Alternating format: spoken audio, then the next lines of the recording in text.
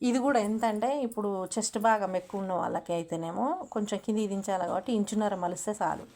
తక్కువ ఉన్న వాళ్ళకేమో 2 ఇంచులు మలవాలన్నమాట. అంటే బక్కగా ఉన్న వాళ్ళకి 2 ఇంచులు అట్లా మలవాలి.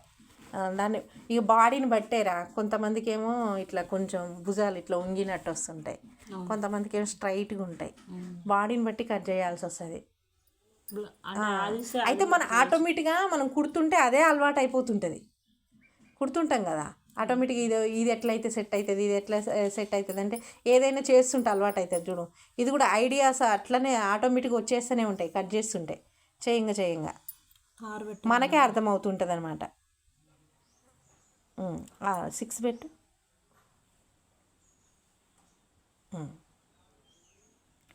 6 పెట్టుకు రాత్రి